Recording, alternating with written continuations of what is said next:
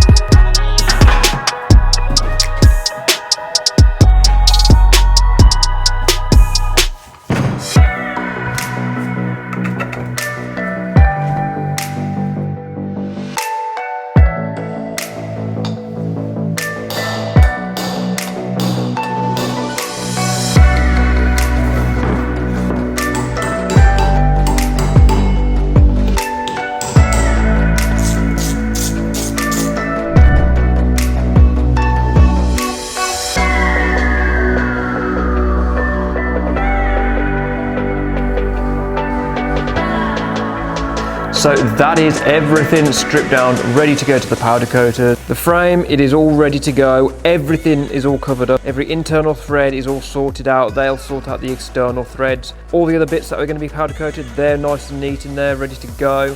Wheels, yes, we've got to still lose the tyres, but they will get that all sorted. So while those parts are at the powder coaters, we'll be getting some things replated, hopefully.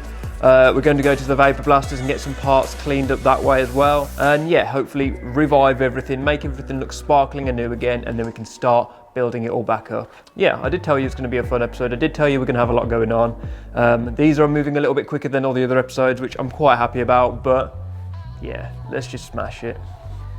As some of you may know, when we bought the bike, there was some known running issues, one of them being a tappety cam chain. And in one of the older videos, we checked out this. We had a look at the valve clearances and the tensioner and all that sort of thing, just to kind of get an idea of what work needed to do to this bike. Since then, we've discovered none of those things we have done have actually changed the sound of the bike. It's still sounding rather tappy. So we need to look deeper. We need to look inside the engine.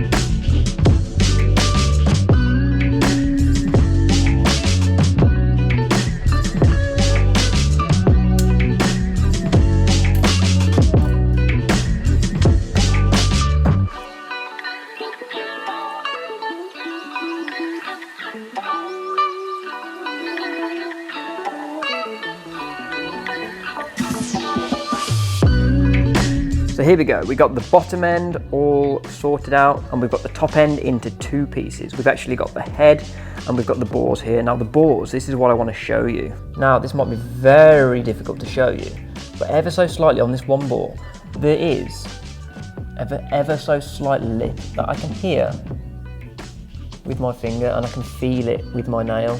And maybe I need to get this honed, I do not know. Either way, we're gonna get it sorted, and I wanna get this bike running as soon as we can.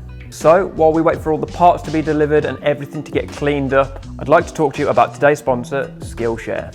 Skillshare is an online learning community with thousands of inspiring online courses, from videography to photography, even basic mechanical engineering that helps along with these builds. If you're looking to learn some new skills, Skillshare is the place to go.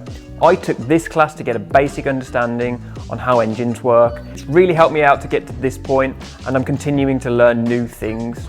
And right now, Skillshare are offering the first 1,000 of my subscribers a free trial of Skillshare Premium membership.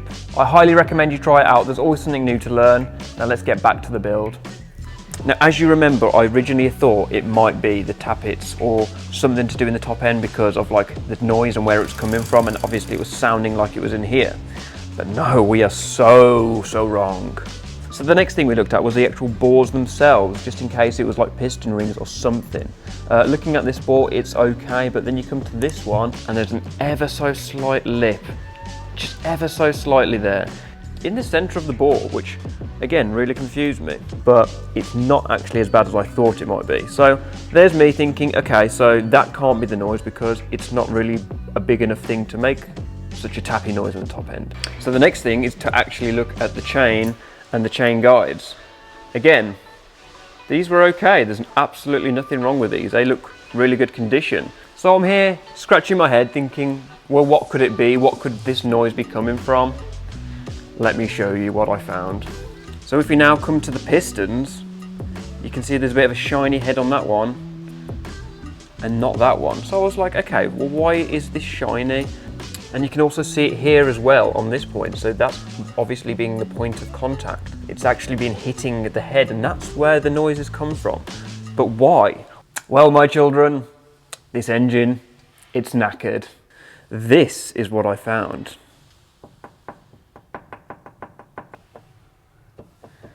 What looks to me, a spun bearing. So there we have it, ladies and gentlemen. The problem, the sound, the noise, the engine catastrophe. We found the problem. Not what I wanted to hear or see, but yeah, these things happen. To be honest, I do think I'm going to be going down the route of rebuilding this. I'm going to find a replacement crank and conrods and bearings. I'll also hone the bores, get a new gasket kit for it, and hopefully that'll be enough to get this bike running and riding smoothly again, because that was just not nice the way it was sounding before. So unfortunately, this build has now taken a turn and will take a little bit longer than what I first said it would. Can't really help it, but to be honest, it's going to be worthwhile doing. It's going to be a good bike, so it's going to be worth doing.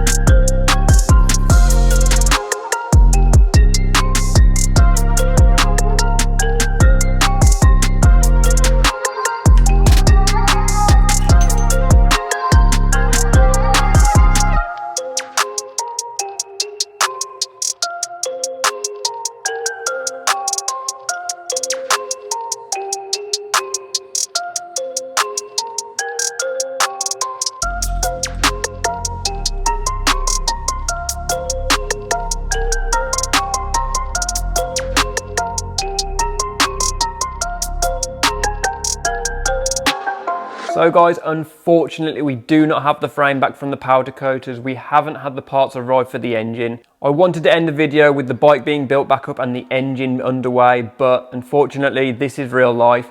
This is what happens with builds. Things do get delayed, things do take time. But don't worry, we have a summer jam-packed full of content coming soon, and I cannot wait to share with you everything that we've got going on. So I'd like to say thank you very much for watching this video. Thank you to my patrons who support and help this channel. As always, I really appreciate it. Thank you very much for watching, and I shall see you in the next video. Peace. Shout out to all my Patreons out there. Thank you for supporting. It really helps the channel grow.